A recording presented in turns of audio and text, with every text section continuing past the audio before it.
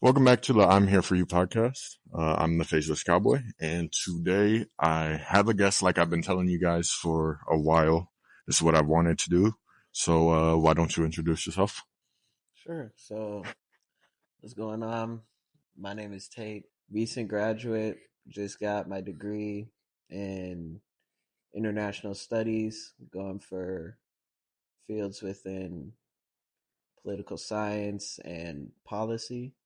Um, Bit of a educator as well as a lifelong learner. Um, and I always love to sit down and be able to have discourse and topic discussions with people. So I'm glad to be here. Awesome. Now, have you ever done something like this before? I've done hot seat kind of podcasts and discussions before, but primarily for businesses or organizations, not for people. All right. All right. Now, so today, what we're gonna follow on is kind of what I've already discussed in the previous podcasts that you guys have seen a little bit. We're gonna just go over some of the stuff because, like I said, I wanted to get other people's opinions on these topics because everybody has a different opinion and everybody goes through different stuff. So I'm not the all-knowing expert on how to deal with stuff. And definitely having another person is going to help. So we'll just go through a little bit of what we're going to be talking about. We're going to go through how people can better improve themselves. What dating is like in 2025, or our personal opinions, and just stuff like that. So with that being said, we're going to jump right into it. So we'll start with you first. What can men and women do to improve themselves, to make themselves a better quality man or woman? Yeah, and I'm so glad you asked that because in today's day and age, especially when you're dealing with the male loneliness epidemic that a lot of people are talking about, especially with heavy social media presence and whatnot, I feel like it's really important to really dial in on those things, right? And identify within yourself, most importantly, what qualities the individual defines as a valuable male or valuable female, right? Especially in terms of the dating scene, as that's typically where it's most applied to. Uh, Really, for me as an individual, what identifies a man as valued is primarily his work ethic, as well as his ability to provide for himself first and foremost. Because I'm a huge advocate for don't help others unless you yourself have already been helped. Kind of like that thing they teach you when you go on a plane. Um, and then lastly, really just being able to be a solid pillar and cornerstone for your family. Because if you're not able to support, protect, and provide for you, yourself, and your family, as a man, it's kind of hard to be considered valuable. And that can be in any sense, rather it's financially, emotionally, in any aspect. So for me, that's definitely for the male, very valuable characteristics and traits. And for the women, I would say primarily dealing with supporting your man, right? And also supporting themselves, being able to, especially with, again, in today's culture, a lot of people talk about they want the ideal man to be 6 figure, 6 foot, the three sixes, right? No pun intended there, but it's just one of those things of I'm a big advocate for man and women, if you're going to look for something in a partner, you need to have the same qualities, especially when it comes to the things you can't help, like finances, right? And your emotional stability to a point. And I say that because if you don't have the finances uh, to back your own self up and you rely on your partner, let's say, for example, you are um, a woman who makes, or a man even, who makes maybe 40,000 a year, but you want a man or a woman to make over 200K. uh, you need to kind of be in the same bracket, be in the same kind of elevation and playing field. Because there's a lot of things, especially within the relationship dynamic part, that can um, create a bit of a friction between the two parties.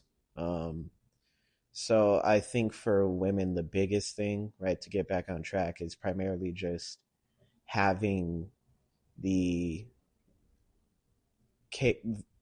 the know-how and the sense of self. I think that's really the most important thing, is the sense of self. Because if you don't know who you are and you don't know what you want, you're going to waste so much time spending um, conversations or experiences with people that you could have avoided in the first place. Whereas if you have that goal, you have that drive, you have that direction, especially as a woman in this day and age where it's a lot harder for women in certain aspects.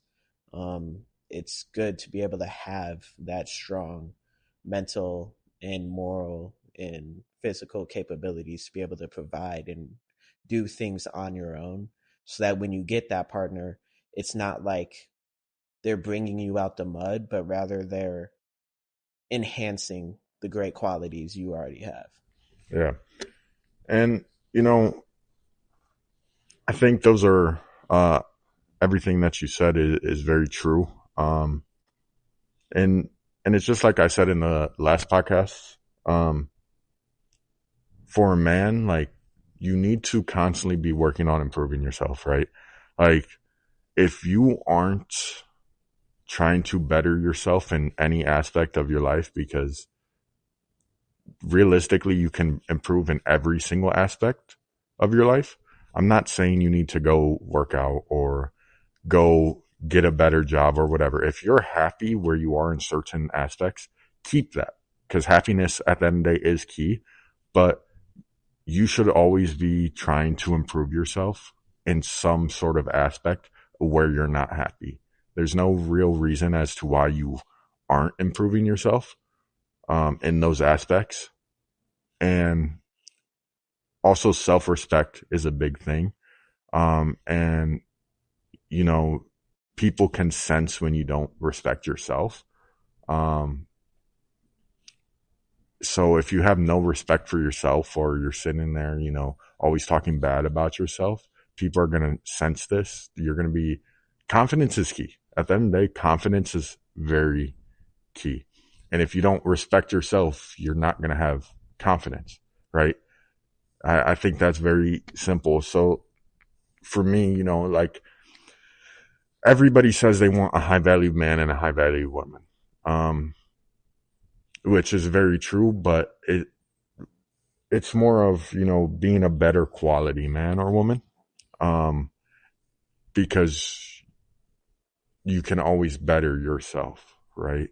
Just because, you know, there's no definition on what a high quality or high valued man or woman is, right? Um, and I just look at it as, it goes the same for both ways, right? For a man and a woman, you need to always be improving something about yourself, trying to learn new things, and being well educated, and having confidence and that self respect for yourself at the same time. Because if you know, me personally, I'm not going for a woman who doesn't respect herself, because that's only going to be, it's not, you know, a problem like that, but it's only going to bring problems into a relationship, because then it's going to go into, you know, it could lead into arguments depending on, what happens. And this is where it comes into, you need to be, if you are really wanting to commit to somebody, and be in a relationship, you need to heal properly and heal yourself properly. Um, just like how I stress in every video, like you really need to heal yourself, whether that is alone or going to therapy or talking about your issues with a friend or anything, right? You have to be fully healed.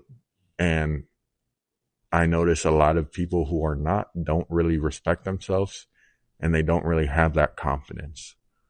I don't think being a high quality man or woman really matters on how much money you make. Um, you know, does money play a factor in the dating scene? Unfortunately, it does, right? Obviously, you don't want an unemployed person. But I think if you are actively trying to improve yourself and be ambitious about things, and you have that confidence in you, that that's more of what a high valued slash better quality man or woman is, right? Even having, elegance, right? Elegance doesn't mean you are rich, you have a bunch of money, you wear fancy clothes or whatever, right? Elegance is more how you talk, how you speak to people, and how you act. It's all about actions. That's what elegance is, right?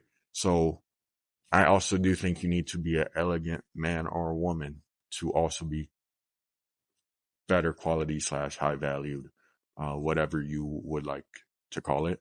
But essentially, just always try to learn and improve confidence and elegance. Now, with that, Tate already kind of touched on the topic. So what's your personal opinion on dating in 2025?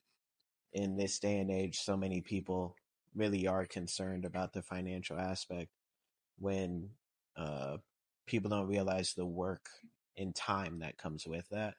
Um, and being anywhere in your early 20s, unless you get super lucky hitting it off with trading or a startup, like you're not going to be that 6+ figure person that you see on social media. Like that's so rare for someone this young, my age and younger, um to really be that successful.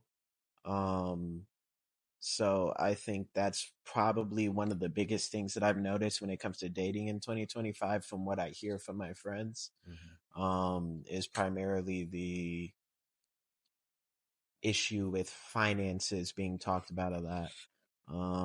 That, and then also just disloyalty.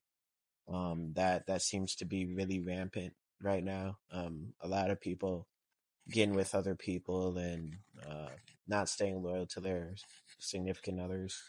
It's huge. It's important to really fall back on that person, because if they're gonna be that person for you, like your forever person, you need to really start dialing back on that kind of stuff and thinking like, okay, what do I want in an individual right now, and what am I looking for in that same individual in the future? I feel like people aren't asking those kinds of questions. They're thinking too much about, um, kind of like what you brought up in one of your old podcast videos, was the instant gratification, right? Having that desire to have that man who makes 100,000 plus a year, that woman who um, is a model, or that woman who makes just as much and is an absolute go getter in the workforce, right? Um, when you're young, you're probably not going to find someone like that. Not to say there aren't people out there like that, but there is such a thing as being realistic and being understanding. And I think a lot of people in this generation and in this day and age, when it comes to dating, um, need to find their partner that they're willing to build with.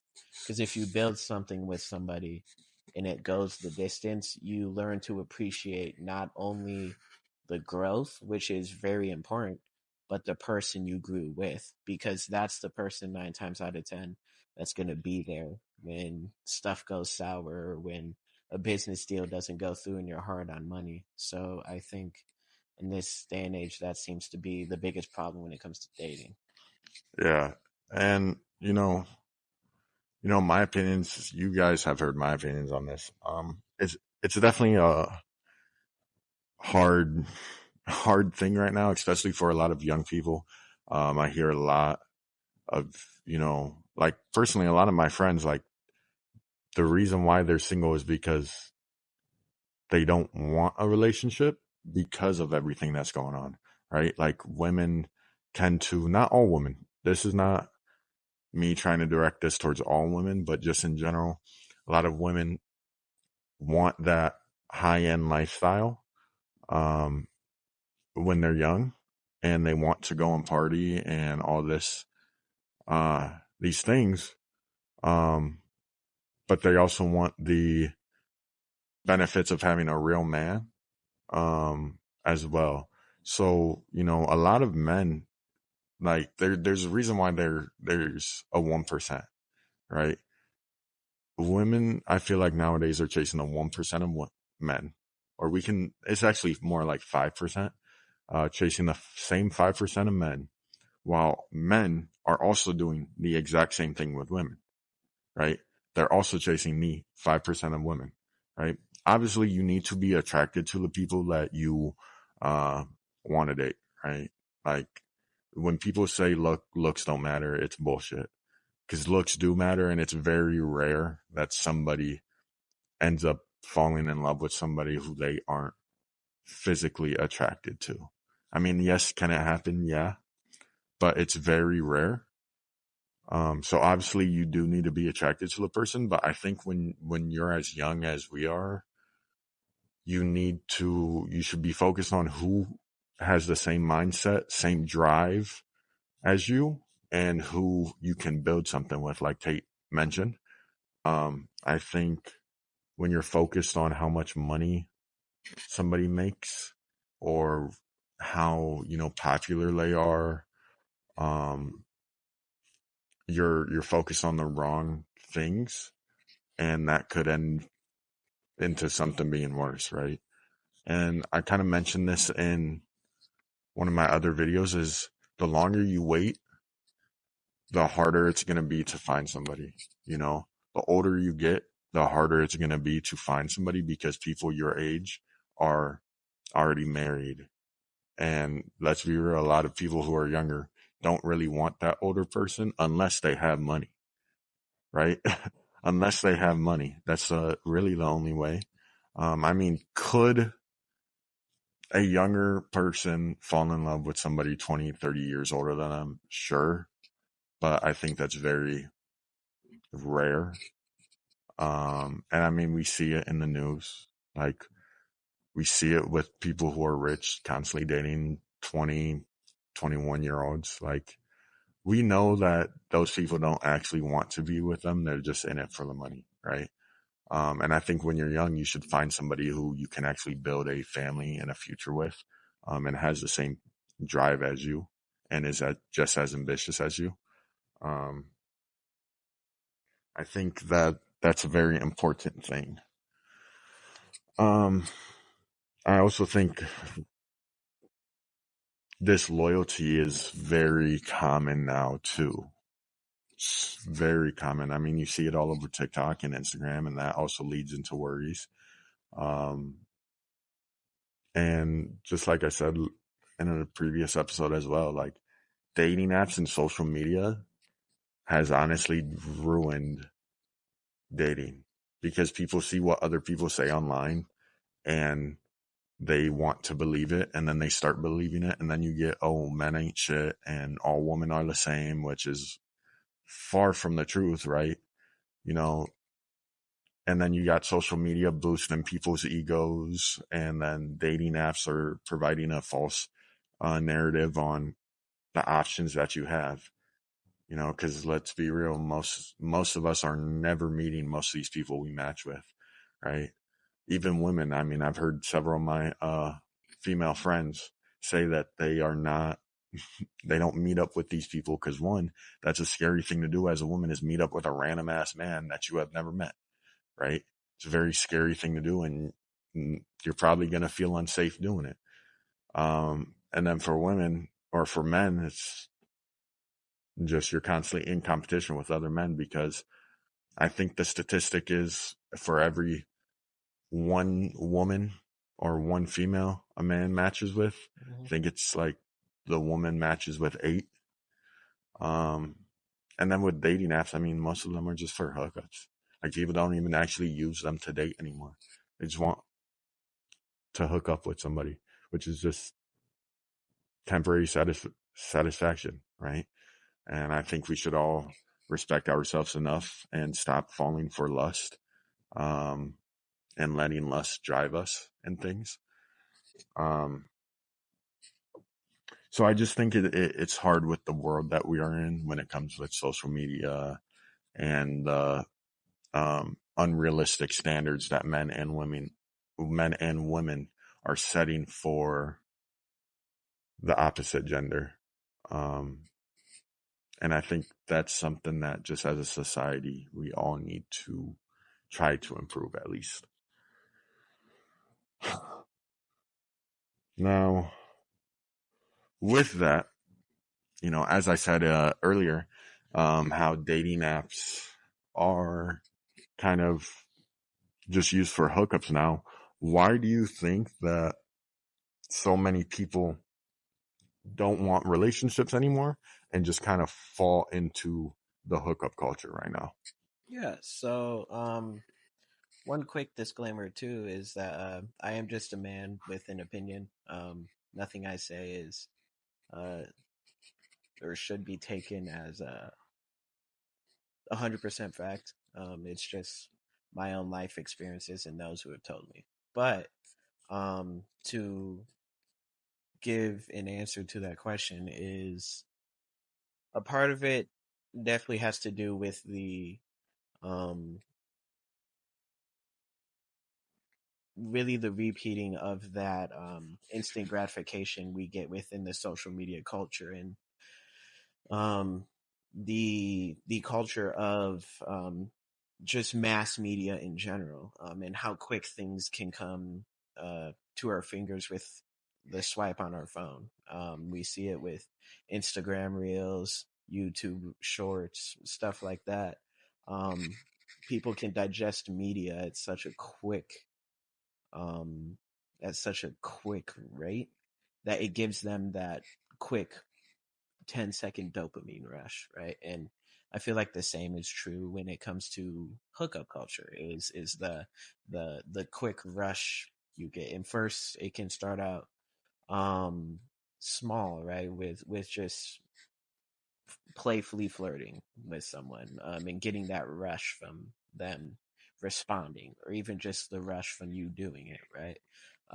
To then now you've done that so much, now you need to go a little bit further to continue that dopamine rush, right? And by no means am I saying it's necessarily equivalent to some drug, but it is a chemical in our brains that does produce that excitement, that joy, right? That satisfaction that we get from doing that. And it really goes beyond to then we start seeing that rapid succession of hooking up within individuals and within cultures. It's just one of those things of people in this day and age, because of everything happening so quick and things are so easy to access.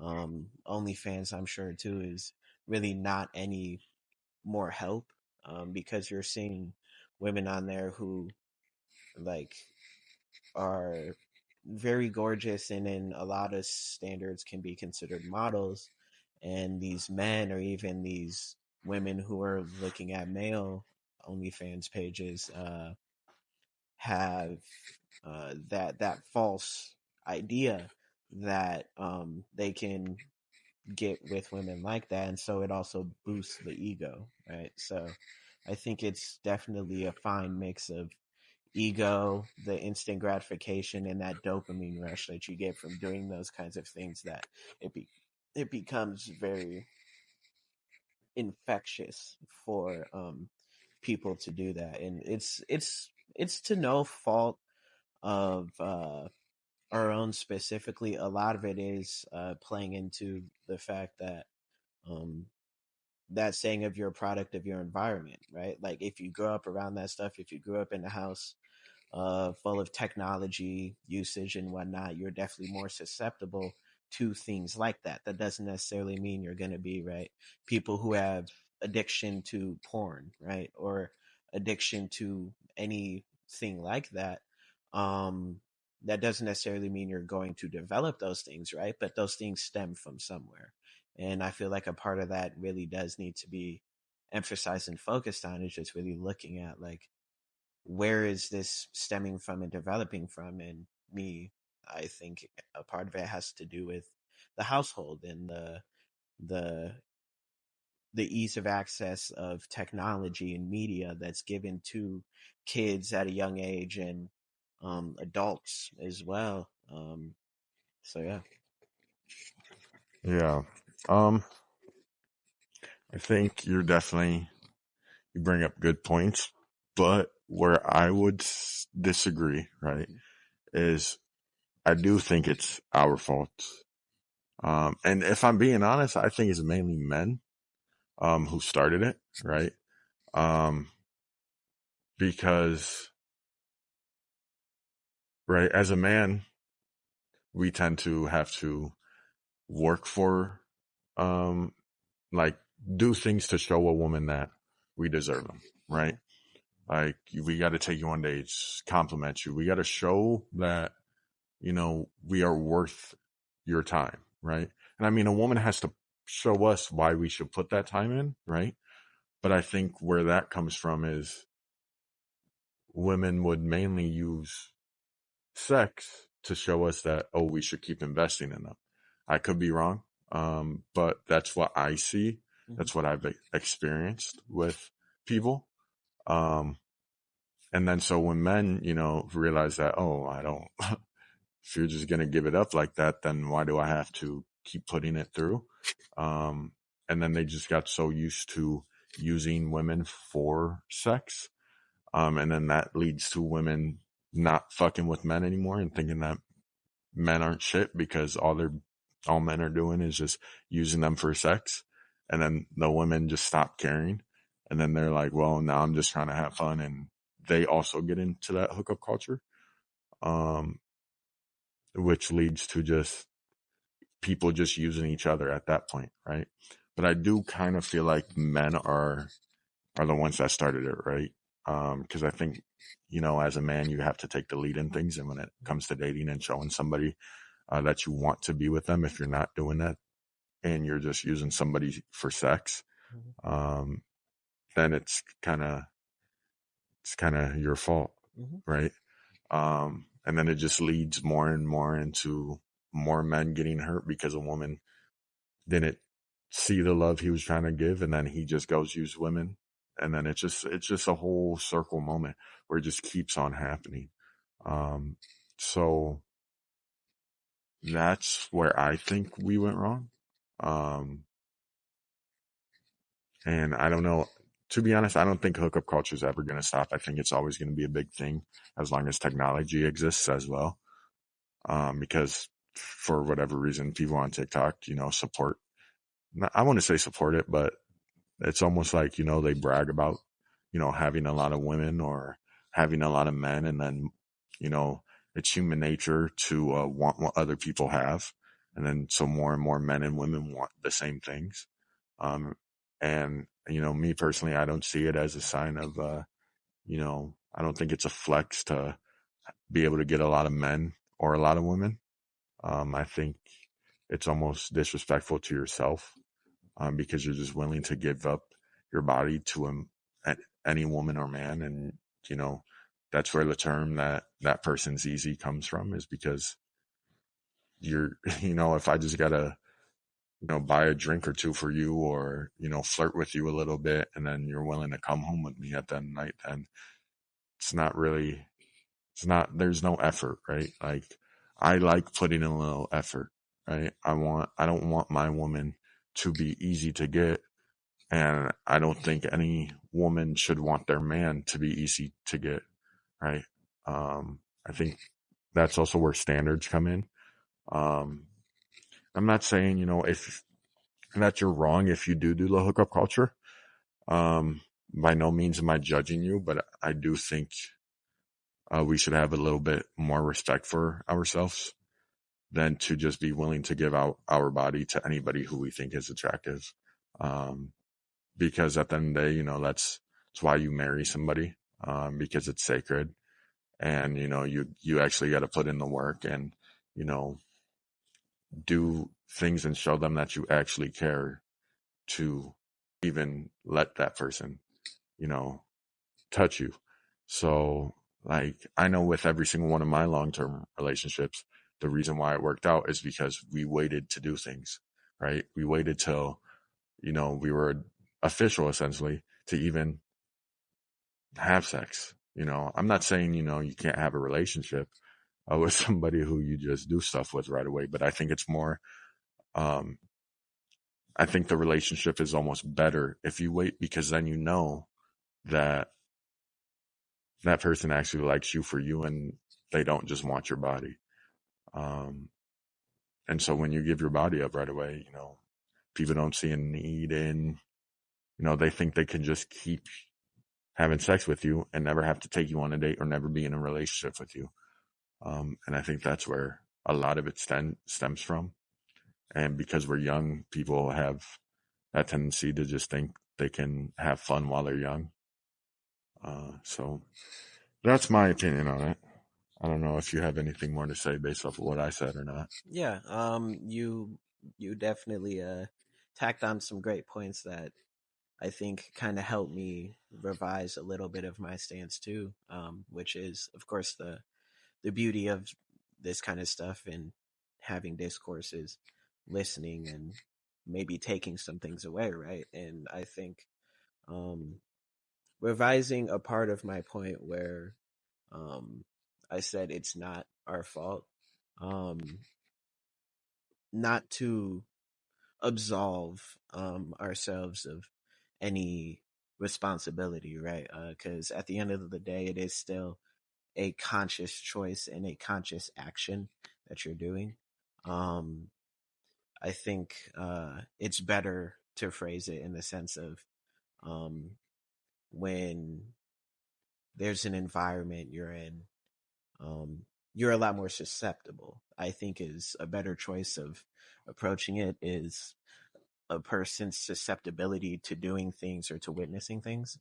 Um, and then also to tack on the point that you brought up a little later of um, people having that innate desire and worthiness, right? And like the sanctity, right, of intimate relationships with other people. Um, I'm no saint, right? And I think there's a lot that people from all walks of life can agree on is that there's that uh, young and dumb phase where you do a lot of things that once you're older you look back on and you're like, oh, maybe I shouldn't have done that, or oh, that was silly. Um, I think that applies to everyone, and everyone's bound to make mistakes. And I think the most important part, right, is to take away uh, what they did then and learn from that. And I think that's another critical part of this dating age within 2025 is having the ability to have that inward conversation with yourself and look at what you're doing and analyze it and realize, okay, maybe this isn't within my own values, right? And if you do value the sanctity of a woman, the sanctity of a man, and the intimate relations that come with it, you need to maybe start living that kind of lifestyle, right?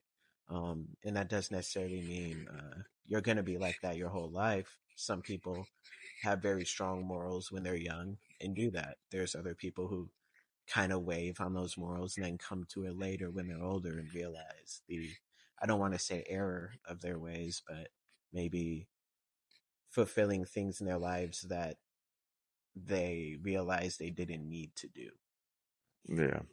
And, back on the environment thing, I think, that's why a lot of people, when they're in a relationship, they don't want their significant other to be out partying or drinking all the time with their friends. Not saying you can't, right? I'm a big, I've never had a problem with it. Mm-hmm. But I can see, the point of if you're in a relationship and you go out with a bunch of your single friends and you already know what they're going to be doing, right? You're kind of in that environment now to where bad things are going to happen and could possibly happen. And that's the point of where that's where people point out that why would you even want to put yourself in that situation? Mm-hmm. Um, you know, obviously you should be able to have enough control in yourself to not cheat on your partner if you do those things. Mm-hmm. And I think everybody, one thing that people need to realize is that if somebody's going to cheat, they're going to cheat no matter what, right? No matter what environment they are in, they're going to cheat. Um, so that's why me personally, like I've never really had an issue with my significant other going out unless it's like, a lot. I don't think you should be going out every single weekend because one, that's a lot of money that you're spending every weekend, just to go out and have some drinks and not remember your night. But, yeah, I think the environment is definitely a big thing, right? Because if you have a lot of friends who are constantly hooking up with people too, you're kind of put in that environment because you want to be cool now or you want to, be like your friends or just match, kind of the vibe. I have a lot of friends that are like that. I just am able to control myself, and not let lust fuel my life. Because, every, it's a distraction at that point because, you already know what you're going out to go do, right? Like I go out to go have fun with my friends. I don't go out to try to meet random people. Like, does it happen sometimes? Yes. I think everybody could agree. It does happen sometimes. Um, but just life is a lot better when you don't let lusting control like, control your life because then you're able to put that time and effort into other things and, be, like I said, be great at things. Um, but with that, one thing I always talk about in every single podcast is I always bring up something that I've struggled on in the past or I'm currently struggling on. Mm-hmm. Um, and I always try to use what has happened to me in my personal life as almost guidance for other people who are going through it. Mm-hmm. So what is a personal struggle that you have been through? Um, and then how did you overcome it? And how were you able to better yourself from it? Yeah. Would you like me to keep it in the parameters of the topic of this discussion? No, it doesn't have to be. It Okay. can be anything.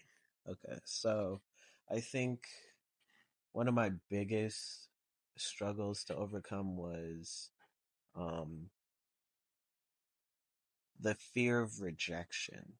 Um, and not necessarily in a relationship sense, just in general throughout life, just being afraid of being rejected. It was when I was a lot younger and I just was super afraid of being rejected from getting on, let's say, the basketball team or being rejected for a position at work or whatever the case is. And um, I would always realize that it wasn't rejection that was even happening. It was that I was getting into my head and I was being my own worst enemy. Just a classic case of that, right? And I really started to overcome that hard spot within my life and lesson with valuing, acknowledging, and admiring the fact that just like everyone else, I only get one shot at this life. So if I'm sitting here in fear um, to not act upon things I want to achieve, things I want to accomplish, or even girl that I want to date, or whatever the case is, right? Um, I'll never get the opportunity unless I just decide to go for it. Because it was something that I realized um, I I'm always gonna figure out what the situation was if I at least go for it. Even if I fail, I'd rather fail going at it 110% than not try at all and never know if I could. I think that's something that is not just uniquely to me, but I think that's something that a lot of people can definitely relate to is that fear of rejection in any facet and that stopping you from progressing in any facet of your life. Just in there and let's say you have a crush on a girl and you're afraid to be rejected by her, so you never go for it. And then you find out down the road she had a crush on you that entire time but is now taken, right? You could have had that opportunity and who knows where that could have gone. Or let's say you really wanted to ask for that promotion at work, right? And you're not sure about it, but you've been putting in a lot of effort and time at your job. You're showing up there first and you're the last one to leave, doing extra tasks, but you still just are getting in your own head. And so you never ask for it, and then you hear later down the road again that they were actually looking for people to possibly take advantage of the opportunity to climb through the ladder, and someone else who was just a little bit less concerned about failure went and asked for it and they got it, even if you had better qualifications. It's really just about acknowledging that yes, you're going to get rejected from time to time, you're going to be told no, but you don't let that no intimidate you. Instead, you go for it anyway, even in the face of failure. Yeah, and I think, it's also a thing of um, people are scared of being judged as well. Mm-hmm. You know, I think that ties into, uh, they don't want to fail because if they fail, they feel they'll get judged, and that's why a lot of people don't try to start the business that they've always wanted, or even try to make some type of content that they don't want or that they want to do because they feel like the people are going to judge them when they find out. Um, and you know, life is full of risks, um, and you're gonna fail with life. But if you keep pushing through and you actually keep doing what you want to do, um, you're bound to succeed at some point, right? Yeah, sure. What when you're starting out, it's gonna be cringy, it's gonna be weird, and people will judge you, no matter if you're failing or succeeding. Um, but also, if you're just willing to be comfortable all the time and stay in that comfort zone and not push the boundaries, you're also going to be judged by people as well, right? So it goes both ways. I think you're always constantly being judged in the world, right? Um, and yeah, I think rejection is a big thing that people face, and something I haven't talked about yet. Um, but at the end of the day, you just need to not care what people think, right? Like don't even bother caring about what people think at all. You know, I'm not saying you got to be nonchalant about things, but I think once you start caring about what every single person thinks, it's a terrible way to live, and it's like Mm-hmm. it's not fun. Um, so yeah, just don't care about what people think. There's no reason to care about what other people think about you. It's your life. Um, just cut them off, honestly, because you're going to get to the point where you're old and you're not even going to know these people anymore. So there's no point in wasting your time because you don't want to do anything, right? Oh yeah. Um, Now this is a topic that you actually wanted to discuss on, which I'm all for it. Um, m- Misconception on what struggle looks like. Hmm. I'll let you, like I have been letting you talk first. I want to hear your side first before I even try to talk about this. Yeah. So the reason why I thought this would be a good discussion topic is just for the sake of the matter that a lot of people tend to look at life in general, right, as black and white. People don't realize that life is very opaque. Um, it's very much so not two sided. There's a lot of different factors that go into play throughout life, right? And that really has the capabilities, right, to um, misdirect people in their views and opinions about other people. Because when you look at, um, let's say, for instance, you see someone walking down the street, right? And they happen to walk by someone who's homeless, and their immediate thought may be something negative, right? Or maybe something positive. But if that person's never experienced that kind of struggle, right? Their only grasp at it may be from what they've heard from other people, right? And if those other people also did not experience that kind of struggle, how could they ever begin to fathom or understand how that's a possibility, right? And although I do acknowledge that you don't necessarily have to experience the exact same struggle to understand someone's struggle, at least partly, um, I do think it takes a lot of education and consideration to understand someone's perspective on struggle, right? Because um, for instance, I know some that me and you talked about offline is the dichotomy of being black and white in a society where race is a critical factor, right?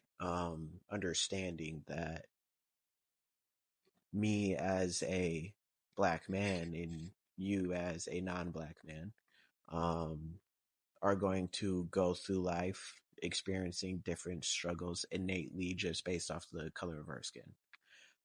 That doesn't mean my struggles are any greater than yours. That doesn't mean uh, yours are any greater than mine. All it means is that inherently, due to societal standards and normalities, we have different experiences throughout our walks of life. And the beauty of it is that we have the ability to be able to, or the privilege rather, to be able to sit down and have these kinds of discussions, right? And be able to pick each other's brains and be able to really understand where another individual is coming from based off of any given topic.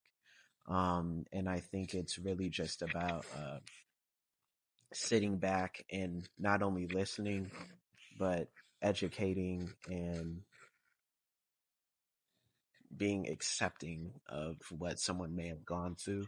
Like if I tell you about my struggles and how I saw friends die, um, and let's say you couldn't relate to that,